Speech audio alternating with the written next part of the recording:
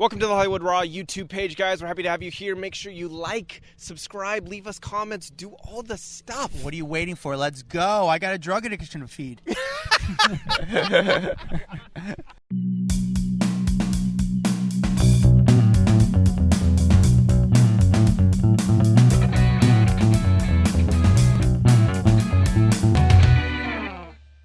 Welcome to the Hollywood Raw podcast. I'm Dax Holt, joined by my buddy Adam Glyn out in New York. How are you this morning? I'm good, bud. How you doing?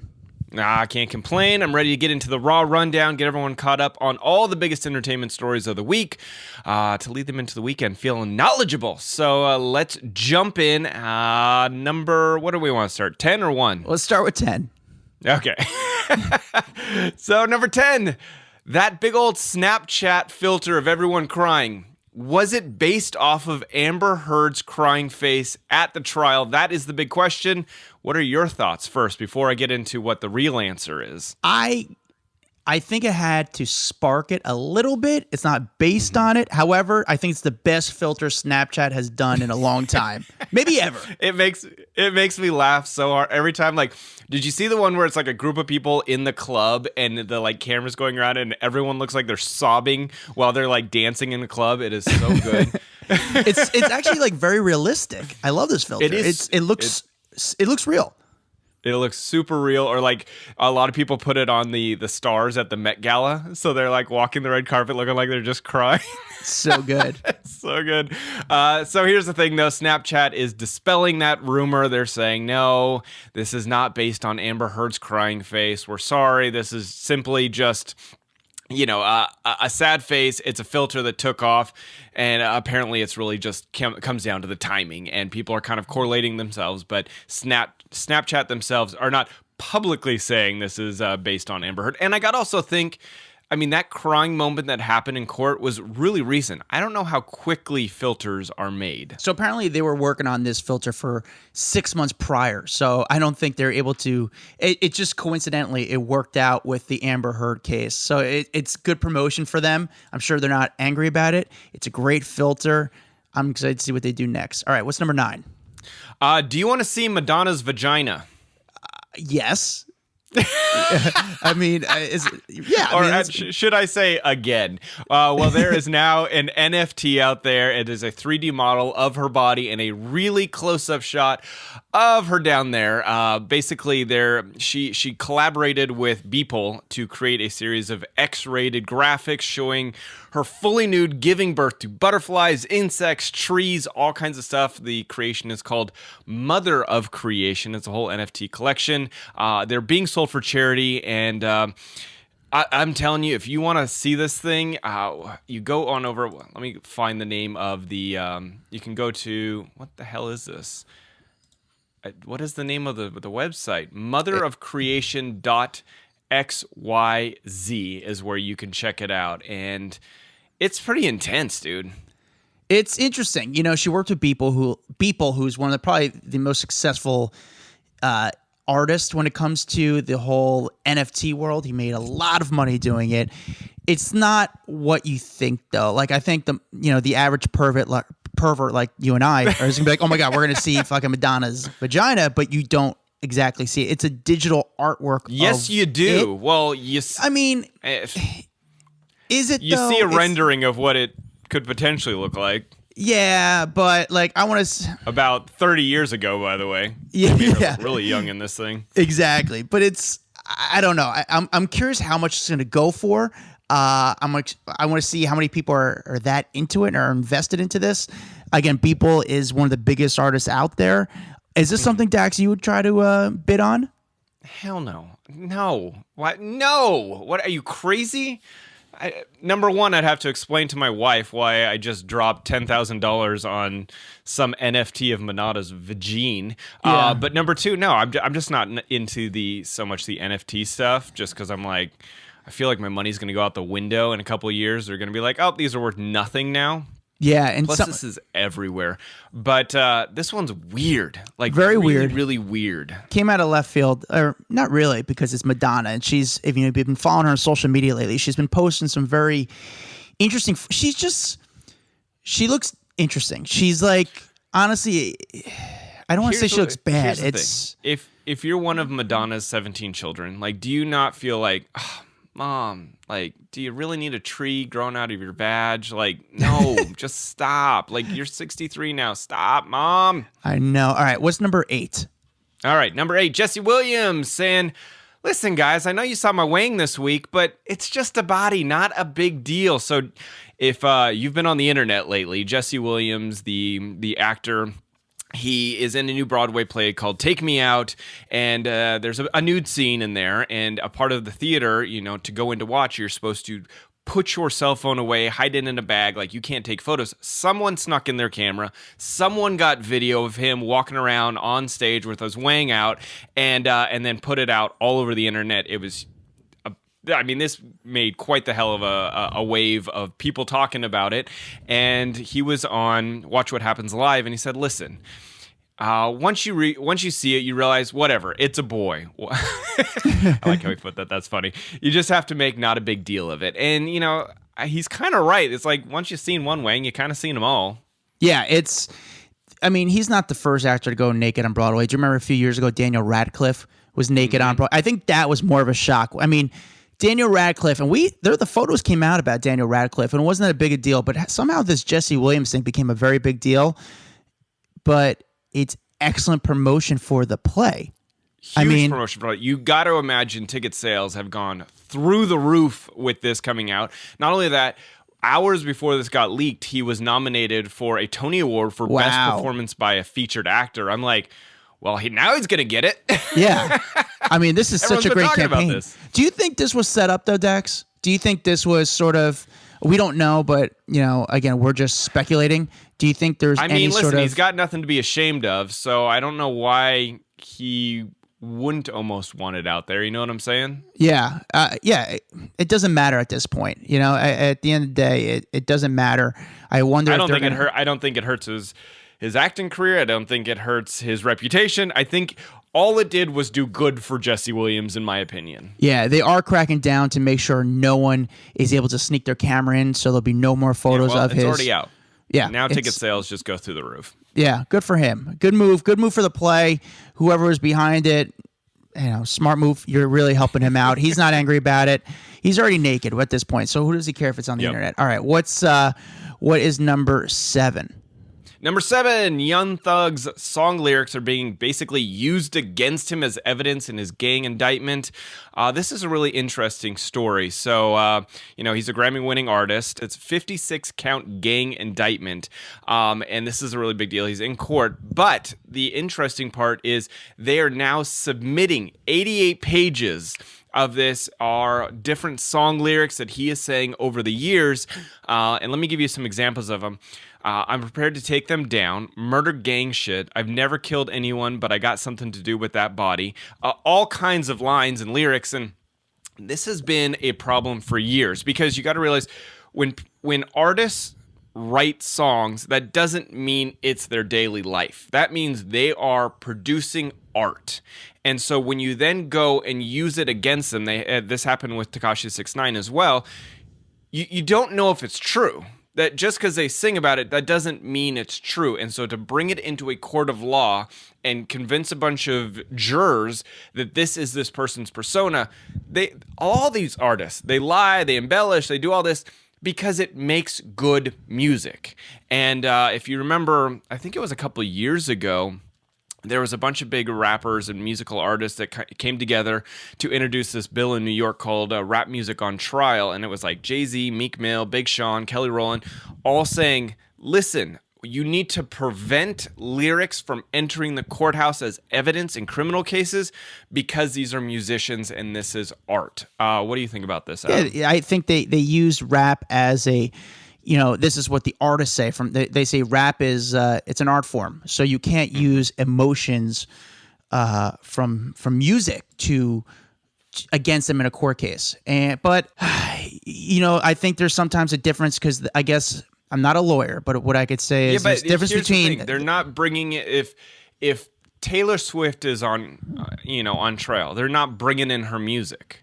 They're bringing in rap music, which is not fair. You know what I'm saying? Like they're just saying because the genre leans more towards hyping up and violence is like that. It's just lyrics, people. Sure, like, you're right. That's all it comes down to. Yes. So it's, at the end of the day, let's say Jay-Z does a song and he, which he's done songs about him selling, crack and all that stuff. Jay-Z is the one who said that in a song. It wasn't Sean Carter. There's two different people. There's the character you see on in music and TV, and then the person who they really are.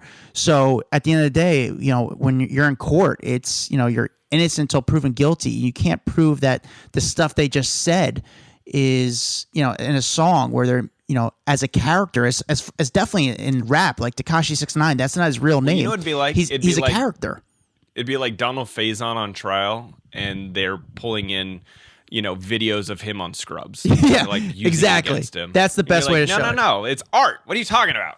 Yeah. All right, let's move on. Mario Batali, you may be watching the Amber Heard and Johnny Depp trial. However, there was another one going on, and that is with Chef Mario Batali. He was found not guilty on Tuesday. There was a bench trial going on for charges of indecent assault and battery related to an alleged groping incident of this starstruck patron at a Boston restaurant back in 2007. Well, the judge apparently sided with Batali, saying that it wasn't befitting of a public person of his stature to have this interaction with the woman. However, he said that night 5 years ago, the accuser basically had significant credibility issues that supported the defendant's motive, and that motive would being financial gain. So after the verdict was read, Mario kind of smiled in court, and the accuser, the victim, in this case, left very, very unhappy. I'm sure Mario is probably ecstatic. I could, obviously, based on what we're hearing about the woman, she's probably super upset. This whole story is insane because Mario, for me, and I'm just putting my personal experience on this, Mario was this guy who was a celebrity chef who I would see all the time in New York City. I'd see him all around the West Village. He was always at this Italian restaurant that's no longer there called Da Silvano. He would sit outside with his Crocs. I mean, he was like the guy. He was such a celeb. And then when the allegations came out about his restaurants and him, he just disappeared. Like, I think he just packed up and just moved away, and nobody ever sees him. We don't talk about him. It was a bizarre thing just to see him just disappear from Manhattan. There was just no spotting some of them ever. We've seen this happen with some big stars. I feel that the second they're accused of something, they just go away. They go into hiding. And he's been hiding for a while, but again, now that maybe you'll see him now. Maybe now that he's been vindicated in this situation, maybe now you'll see him out strolling in his Crocs. I don't know if there's going to be a network that's going to take the gamble, and they'd rather put the investment into making the next Mario Batali rather than going. I don't know. It's tougher from an executive point. I mean, it just sucks. It's a shitty That being situation. said, you do see the power of someone wanting to make a quick buck and ruining someone else's reputation here. All right, number 5. All right. Oh, this one just brutal. But Ashley Judd confirming that her mother, Naomi Judd, died by suicide. We knew that Naomi had passed away. They had the funeral recently, and I didn't know that. Do you know? Wait, before we even go on, do you know how she, killed herself? How she died? Yeah, she died by. It sounded by firearm, is what Ashley said. That's rough. Yeah, so this is pretty rough, but she was doing a Good Morning America interview, and she said, look, I don't want to be talking about this. I want my mom to have the peace and dignity of, being laid to rest. And she said, but I know that because she's such a public figure, that this information is going to come out. So I would rather control the narrative than it be leaked out by someone else. So she said that that morning she saw her mom. She actually told the whole story. She said, that morning I went to go see my mom at her house like I did every single day in Tennessee. She said that day was absolutely no different. She said that her mom's mental wellness was mixed, and that she was generally fragile. But she said, her mom said, will you stay here with me? And she says, of course I will. And a friend arrived at the house to provide comfort to Naomi, and Ashley went to greet them.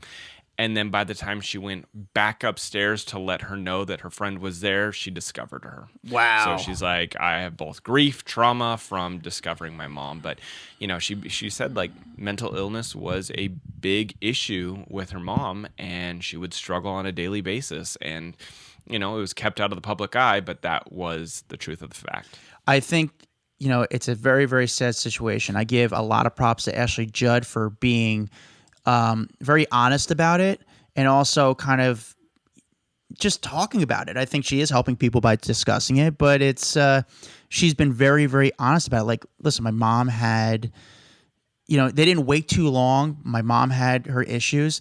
I just hope, like, when you look at Naomi Judd, she is a legend. I just hope her legacy isn't remembered for how she passed. I think for the work she did. All right, this is sad, but this was... Let's move on to an equally shitty story. Oh, thanks, Number 4, Dax.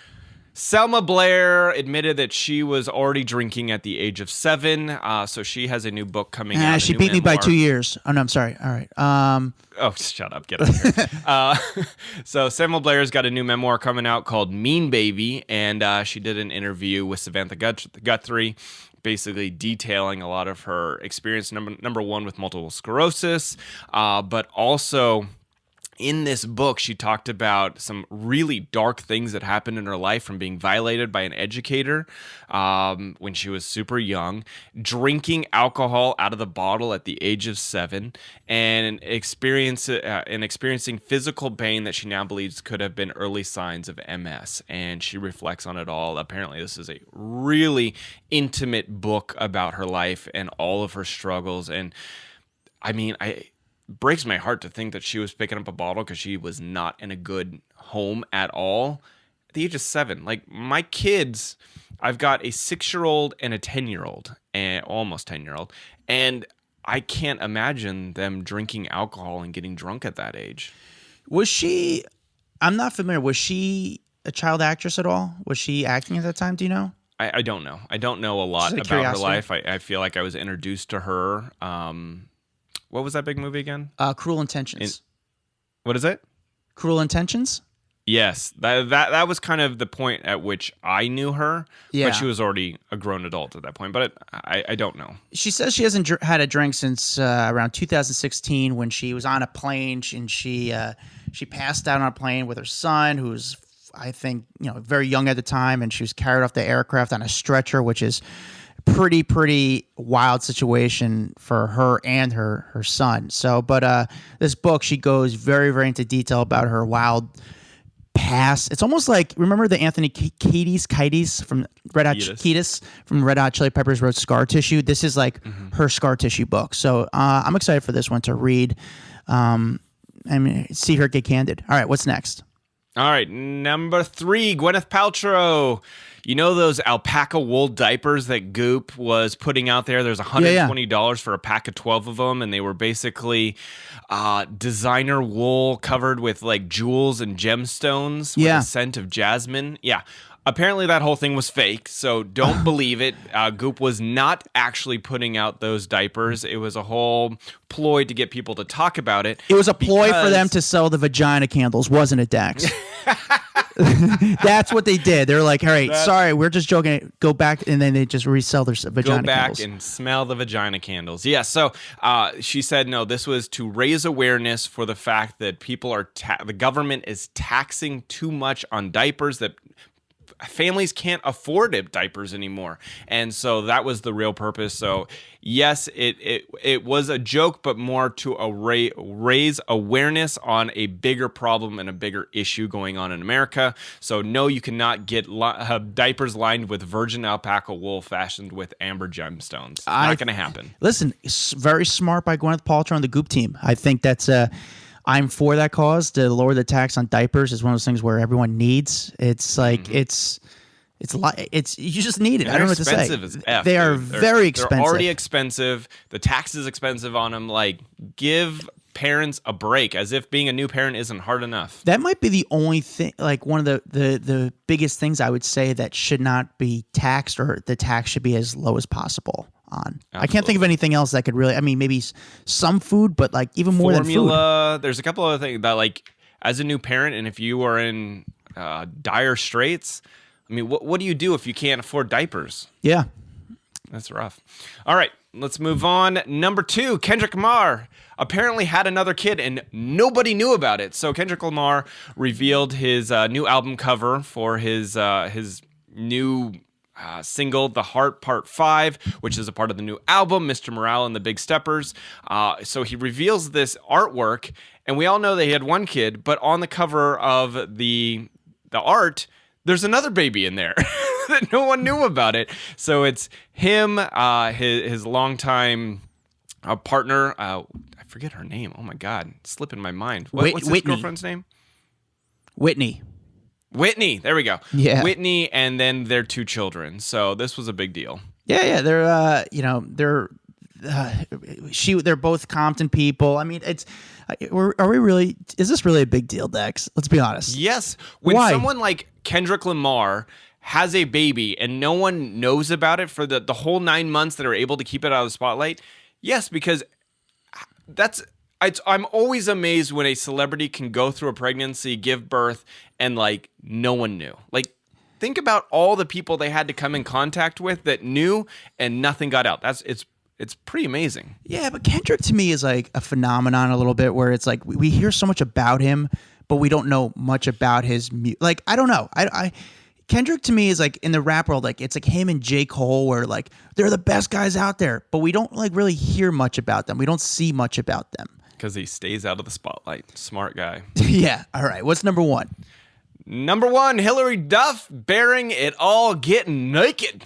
So Hilary Duff did the cover of Women's Health for the May-June cover, the How I Met Your Father actress. She stripped down and she basically said that she's over all the unrealistic ideals over her body and feels peaceful now where she thinks about her looks. And, listen, for being a woman growing up in Hollywood, especially being a child actress at such a young age, I got to imagine that was tough. There's a lot of scrutiny. There's a lot, you're going through puberty in front of the public. And so I can imagine it probably really messed with her mind. I first of all, the photos, she looks great. She's on the cover of Women's Health. She looks great. I fell for this yesterday. I go on my Yahoo News and it says, Lizzie McGuire, Hilary Duff, naked, poses naked. And I click on it right away. I fell for the clickbait. I'm like, oh my God, I'm going to see nipple. And it's just her doing like the ESPN body issue type poses. So I was like, oh, come on. You're not really that naked. It's just like a side view. Don't get me wrong. She looks amazing. I was surprised by like her tattoos. Like I didn't know she had tattoos. I was surprised by, she hides them pretty well, but I don't know. She looks great. I like her. It's sad though we say like, it's the How I Met Your Father actress. I'm like, no, she's the Lizzie McGuire actress. Lizzie McGuire. She's not the How I Met Your Father actress. I can give you one of the quotes that she put in there. She said, I think that at 34, I have gained a lot of respect for my body. It's taken me to all these places I need to go. It's helped me build a beautiful family. I feel like the older I get, the more confident I get in my own skin. And my body's been many different shapes and sizes. And I'm really just fascinated by one, being a woman. And 2, all the changes that your body can go throughout your lifetime. So, amen, sister. Go. Amen, sister. You got it. You go on, girl. Well, guys, thank you guys for listening. Make sure you like and subscribe. Like and subscribe to our podcast. Leave a review. It's the best thing you do to show us some love. We do this rundown once a week, every Friday, for you guys to know a little bit about this stupid entertainment news culture. So you can just brag to your friends that you kind of know what's going on in the world. Check us out on TikTok, Instagram, Facebook. We're on it all. Twitter, we got some really cool content. Find me at Adam Glyn, Glyn. Find Dax Holt at DaxHolt. We'll see you guys next week. What's up, guys? If you like that video, there's plenty more where that came from. Make sure you like, subscribe, hit the bell so we can just feed you all the goodness daily. Hurry up. Come on, let's go.